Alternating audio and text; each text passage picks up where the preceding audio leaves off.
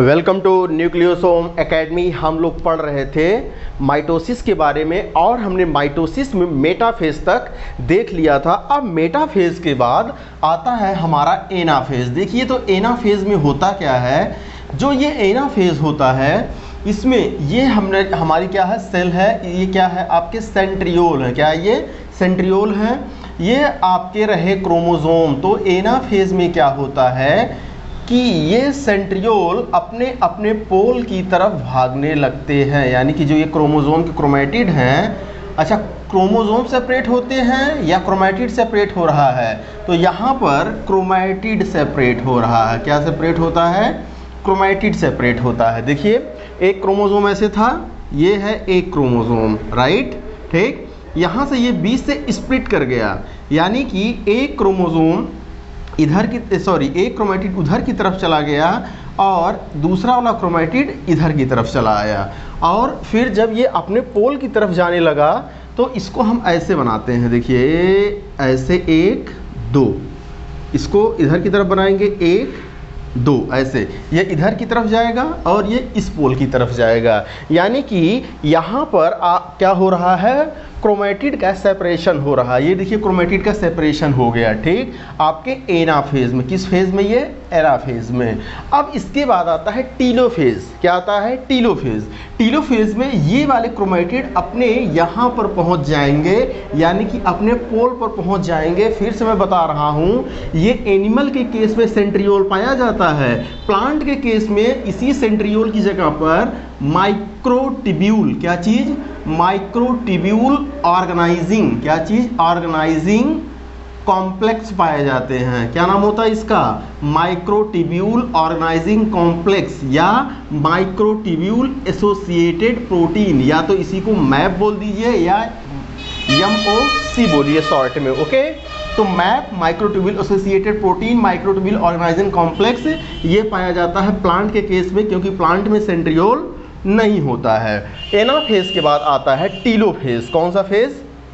Telophase. ये देखिए telophase में भैया क्या होता है, तो अगर हम बात करें टीलोफेज का, तो इस टीलोफेज में ये क्रोमैटिड जो हैं अपने टीला पर पहुंच जाएंगे, यानी कि अपने कहाँ पर? अपने सेंटर की तरफ पहुंच जाएंगे या अपने पॉइंट पर पहुंच जाएंगे। यहाँ पर एकदम पहुंच गए, ये देखिए पास में पहुंच गए। अच्छा ये हुआ कैसे होगा? ये हुआ होगा, ये जो आपके धागे हैं जिसको हम लोग क्या बोल रहे हैं, स्पिंडल फाइबर, जो ये धागे हैं स्पिंडल फाइबर हैं, ये ट्यूबलिन प्रोटीन के बने होते हैं। और ट्यूबलिन प्रोटीन में होता है कॉन्ट्रैक्शन। क्या होने लगता है? कॉन्ट्रैक्शन। आप ही सोचिए कि मैं इस पेन को ऐसे यहाँ से पकड़ा हुआ, सपोज कि ये क्रोमैटिड है, अब इसमें अगर कॉन्ट्रैक्शन होगा, कॉन्ट्रैक्ट करेगा, तो ये देखिए कॉन्ट्रैक्ट करते करते करते करते ये देखिए कहाँ पे चला आया, वहाँ से यहाँ चला आया, ठीक है। तो वही सेम चीज़ यहाँ पर होता है, इसमें होने लगता है कॉन्ट्रैक्शन, जिसकी वजह से ये क्रोमैटिड खींचे चले आते हैं, अपने टीला पर पहुंच जाते हैं, यानी कि अपने जो है पोल पर पहुंच जाते हैं। और क्या होता है इसमें टीलोफेज में? टीलोफेज में होता है बाबू डीकंडेंसेशन। क्या होता है? डीकंडेंसेशन। जरा अच्छा प्रोफेज याद कीजिए। प्रोफेज में क्या था कि प्रोफेज में कंडेंसेशन होता था, वहाँ पे क्रोमोसोम कंडेंस हो जाते थे और न्यूक्लियोलस वगैरह क्या होता था, डिसअपीयर होने लगते थे। सेल ऑर्गेनेल्स हमको दिखाई नहीं देते थे, ना तो गोल्गी बॉडी दिखाई देगा, ना तो माइटोकॉन्ड्रिया दिखाई देता था प्रोफेज में। लेकिन अगर हम वही बात करें टीलोफेज में, यहाँ पर प्रोफेज का जस्ट उल्टा हो रहा है, डीकंडेंसेशन हो रहा है, ठीक है। तो होता क्या है डीकंडेंसेशन में, जितने भी आपके सेल ऑर्गेनेल्स डिसअपीयर हो गए थे, वो फिर से रीअपीयर होने लगेंगे। क्या होने लगेंगे? रीअपीयर होने लगेंगे। और न्यूक्लियोलस भी आपका दिखने, न्यूक्लियोलस भी आपका क्या होने लगेगा? रीअपीयर होने लगेगा। यानी कि सारे सेल ऑर्गेनल इधर भी दिखाई देने लगेंगे, सारे सेल ऑर्गेनल इधर भी दिखाई देने लगेंगे। और क्या होगा कि ये देखिए यहाँ पर कितने क्रोमैटिड आए हैं? 46 क्रोमैटिड आए हैं। इधर भी कितने आए हैं? 46 क्रोमैटिड आए हैं। कितने DNA के साथ? 2C DNA के साथ। कितने DNA के साथ? 2C डीएनए के साथ, क्योंकि अगर हम आपको बताएं ये जो आपका एक क्रोमोसोम था, क्या था ये एक क्रोमोसोम था, ये क्रोमोसोम तो एक है लेकिन इसमें कितना डीएनए है, 4C डीएनए है, क्योंकि हमने बताया था ना एस फेज से गुजरने के बाद डीएनए का क्या होता है, डुप्लीकेशन होता है, जिसको हम लोग रेप्लिकेशन प्रोसेस बोलते हैं, सेमी कंजर्वेटिव होता है। ये 2C से 4C बन जाता है और नॉर्मल सेल में कितना डीएनए होता है, 2C डीएनए ही होता है। तो ये देखिए आपके क्रोमोसोम जैसे लग रहा है आधा तो दिख रहा है, लेकिन डीएनए एकदम सही है, इसमें कितना है, 2C है। अब कुछ लोग कहेंगे सर ये क्रोमैटिड है तो ये क्रोमोसोम कैसे बनेगा, तो देखिए क्या होता है, ये आपका क्रोमैटिड है, क्या है, आधा क्रोमोसोम था, ये धागा फिर से इसका पूरा खुल जाएगा, धागा फिर से खुलने के बाद जब अगला मेटाफेज इसका आएगा फिर से ये शेप ले लेगा, तो क्या दिक्कत है, ये देखिए शेप ले लिया। अब इसमें क्या है, 2C डीएनए है, एक क्रोमोसोम है। यहाँ पर जैसे आपको दिख रहा है कि आधा क्रोमोसोम है, लेकिन आधा क्रोमोसोम नहीं, ये खुलने के बाद जो है क्रोमैटिड बनाने के बाद ये फिर से एक क्रोमोसोम अपना शेप बना लेगा, राइट। अब देखिए होता क्या है, तो यहाँ पर 46 के 46 क्रोमोसोम क्या होने लगते हैं, डीकंडेंसेशन होने लगते हैं। ये देखिए डीकंडेंसेशन होने लगा, यानी कि ये क्या हो गया, धागा खुल गया, फिर से क्रोमैटिड के फॉर्म में बन गया, राइट। अब देखिए होता क्या है कि ये टेलोफेज में क्या हो गया, ये अपने अपने पोल पर पहुंच गए। अब देखिए पूरा न्यूक्लियस का पूरा डिवीज़न तो हो गया, किसका डिवीज़न हो गया, न्यूक्लियस का पूरा डिवीज़न हो गया। अब हमको डिवीज़न करवाना है किसका, साइटोप्लाज्म का। ये देखिए बीच में जो साइटोप्लाज्म है इसका भी तो डिवीज़न करवाना है। तो इस साइटोप्लाज्म की डिवीज़न को हम लोग बोलते हैं क्या चीज़, साइटोकाइनेसिस, यानी कि कैरियोकाइनेसिस पूरा खत्म हो गया।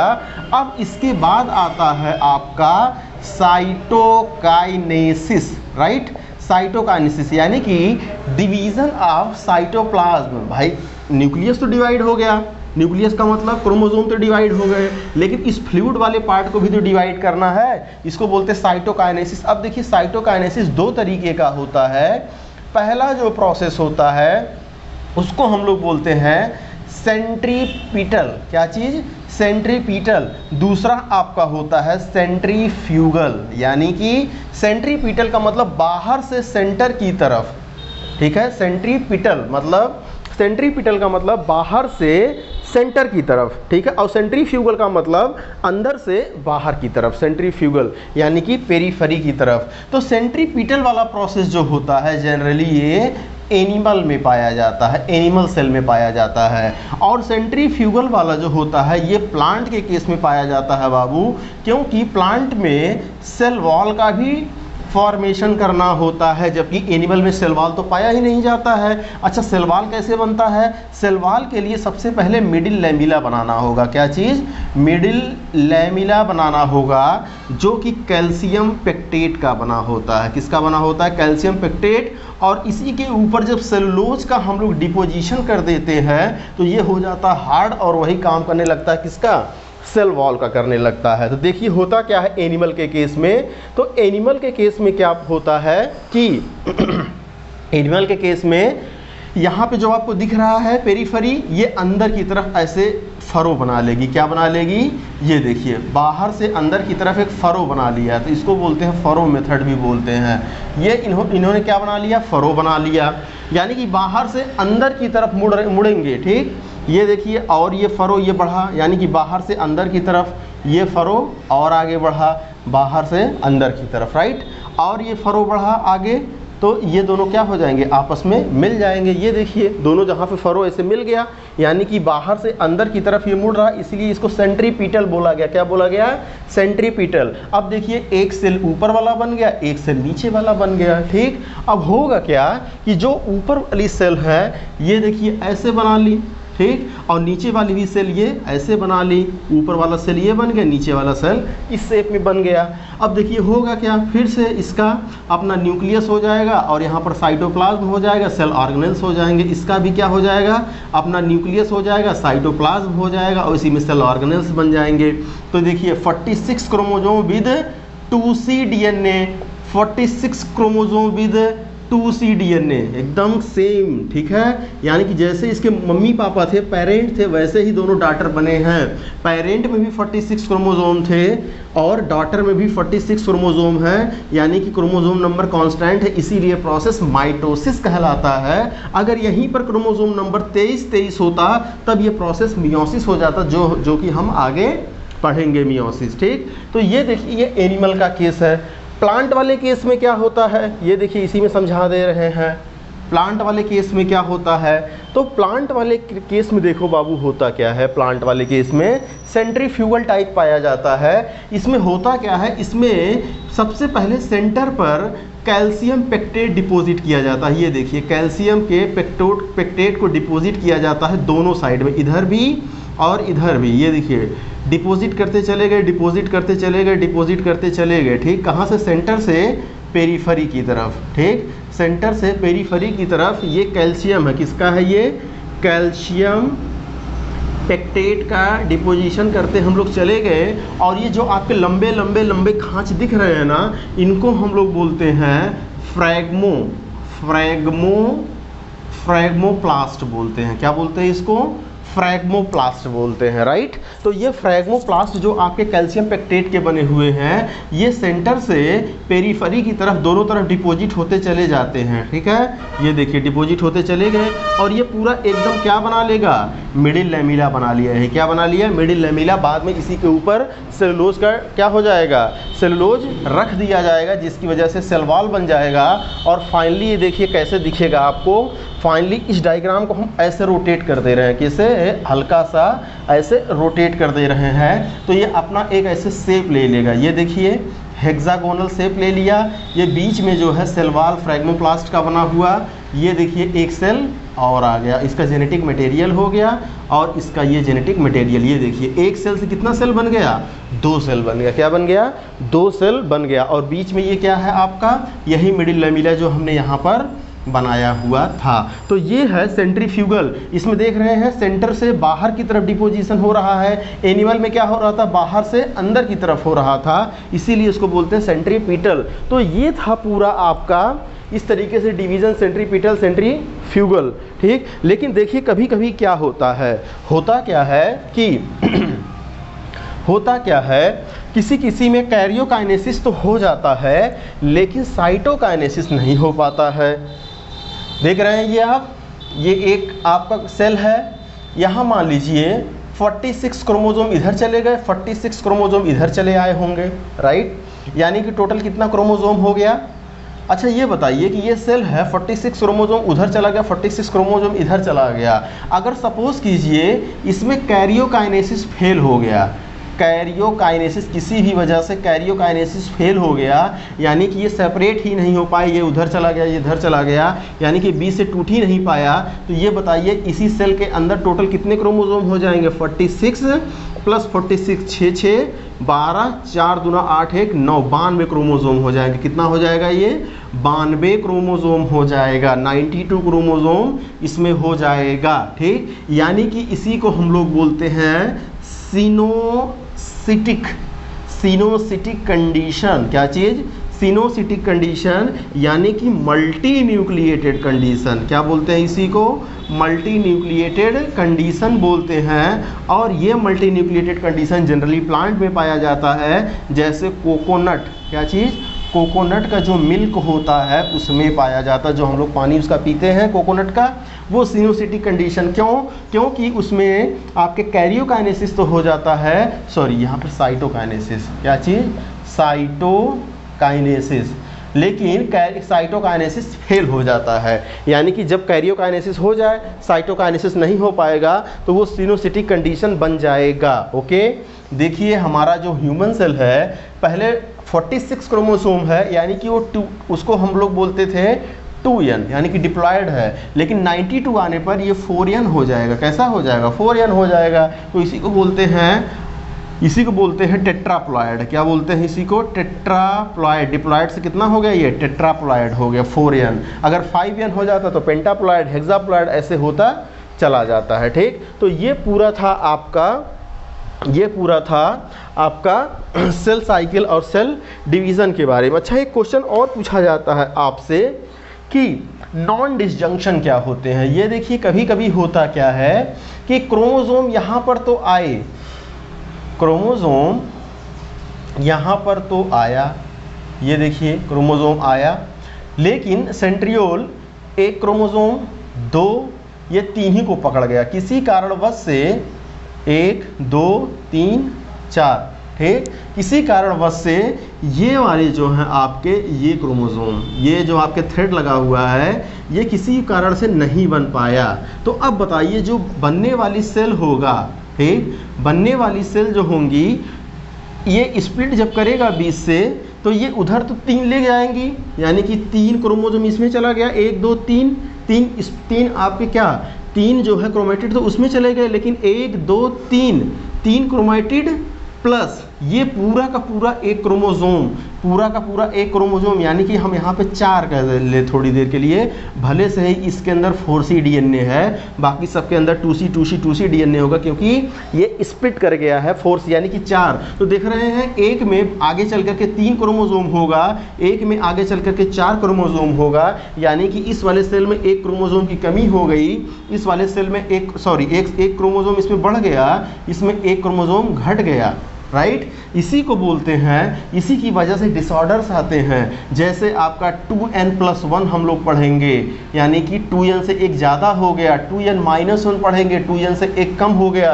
ये सब डिजीज़ कोई इसमें क्लाइनफेल्टर सिंड्रोम होगा, कोई टर्नर सिंड्रोम का एग्जाम्पल होगा, वो हम जेनेटिक्स में चर्चा करेंगे। और इसी प्रोसेस को बोलते हैं नॉन डिसजंक्शन, नॉन डिसजंक्शन, ठीक है। नॉन डिसजंक्शन का मतलब फेल्योर ऑफ, ठीक, फेल जो हो जा रहा है पूरा का पूरा ले जाने में, क्रोमोसोम को स्प्लिट कराने में फेल हो गया, उसी को हम लोग बोलते हैं नॉन डिसजंक्शन। किसी भी कारणवश से ये इस एक स्पिंडल फाइबर नहीं बन पाया होगा, राइट। तो ये था पूरा आपका माइटोसिस के बारे में।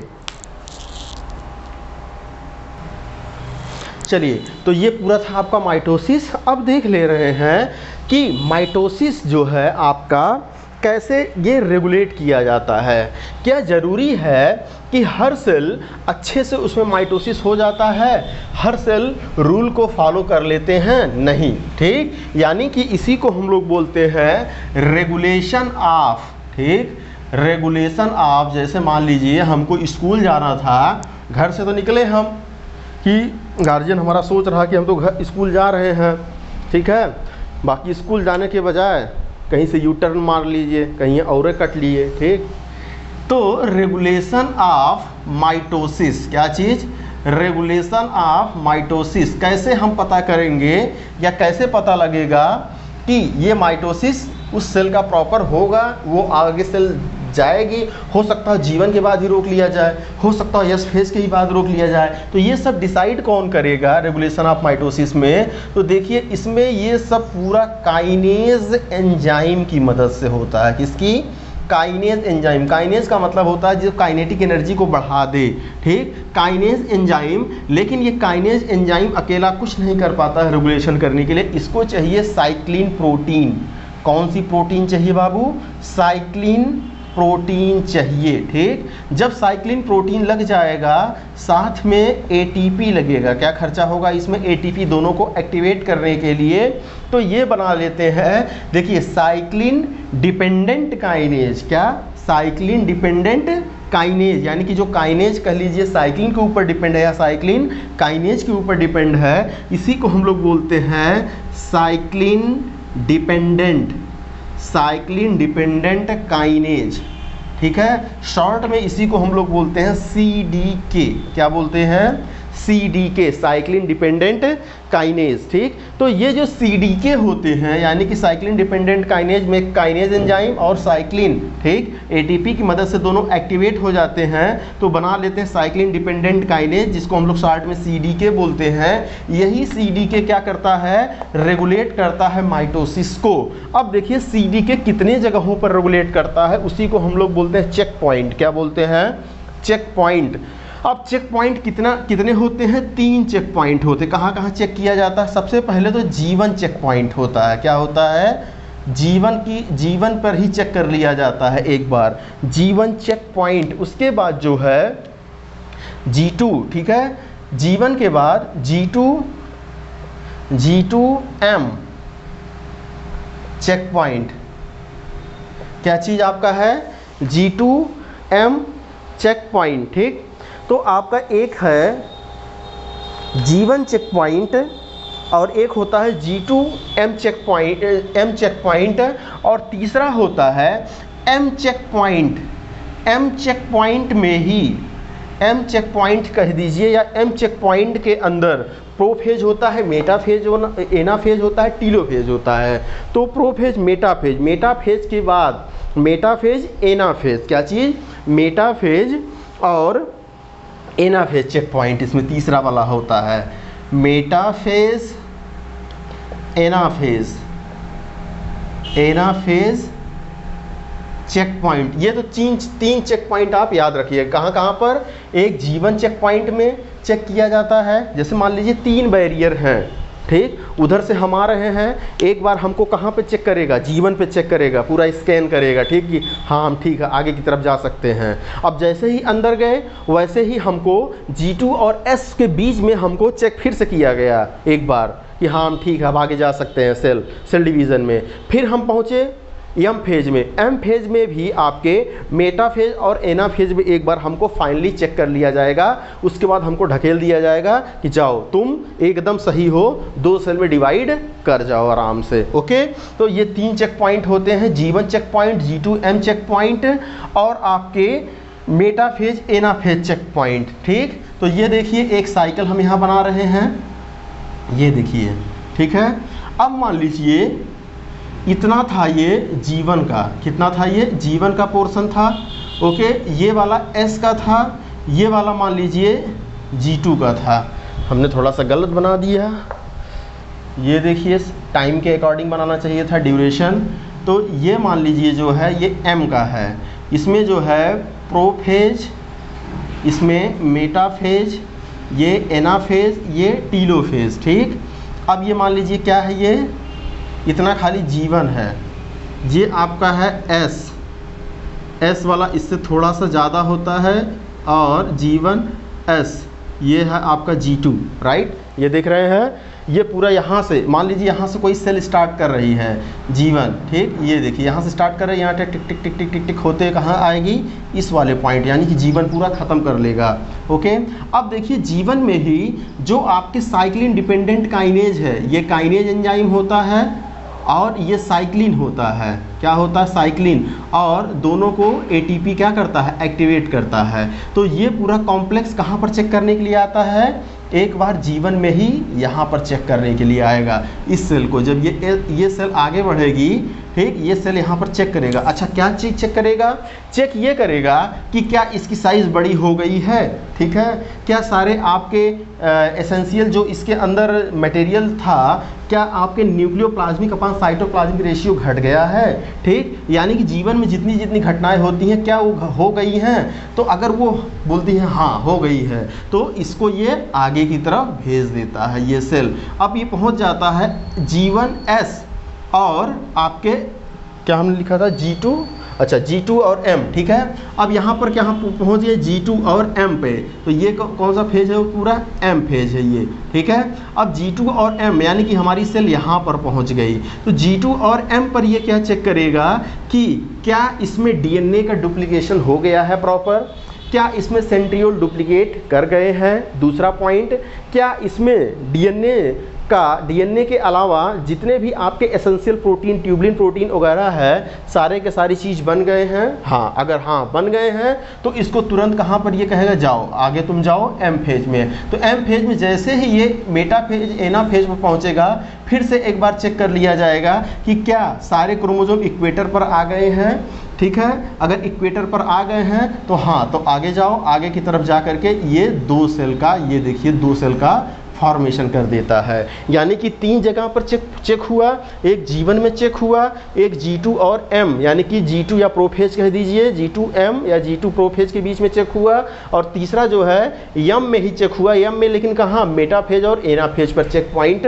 होता है। अब देखिए जो चेक पॉइंट में फेल हो गए, क्या मान लीजिए यहाँ पर चेक पॉइंट में फेल हो गया, कहाँ पर, मेटाफेज एनाफेज में, तो इसका सेल डिवाइड नहीं होगा, ये इसी फेज में ही ऐसे के ऐसे बना रहेगा। ठीक, अगर पास हो गया तब तो 2 सेल बना लेगा, अगर फेल हो गया तो ऐसे ही ये बना रहेगा, और ऐसे ही जो बना रहता है इसको हम लोग बोलते हैं G0 फेज। क्या बोलते हैं?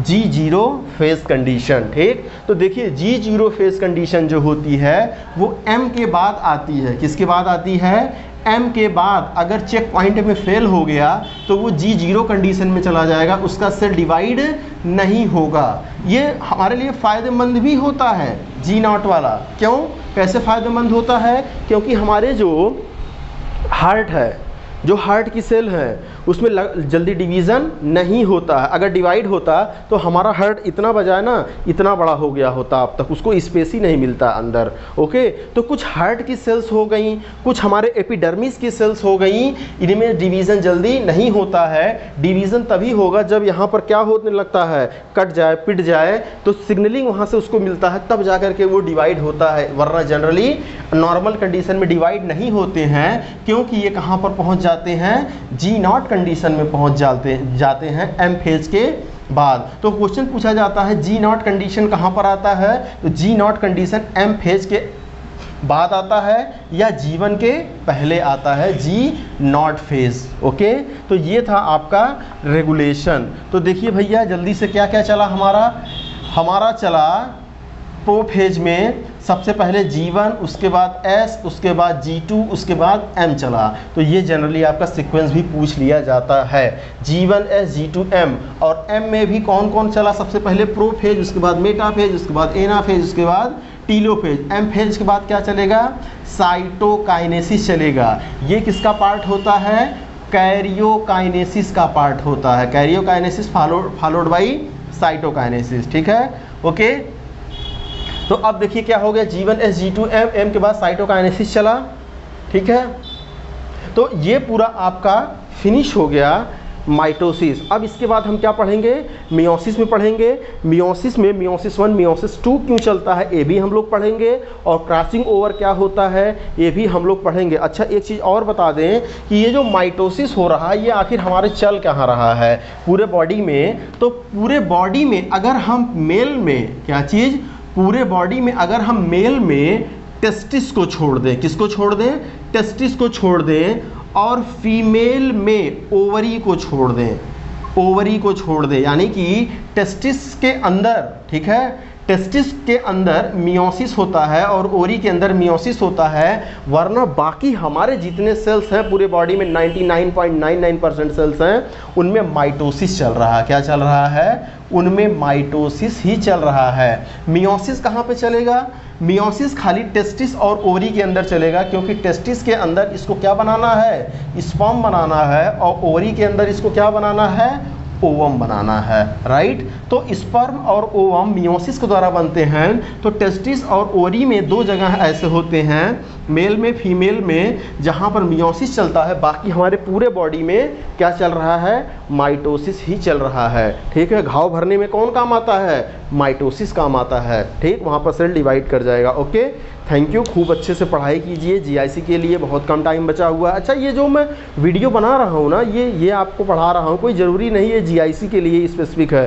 भाई बायोलॉजी तो बायोलॉजी है, ये आपके नीट में भी काम आएगा, जीआईसी में भी काम आएगा, टीजीटी, पीजीटी, ये सारे एंट्रेंस एग्जामिनेशन में काम आएगा। Right, okay, thank you.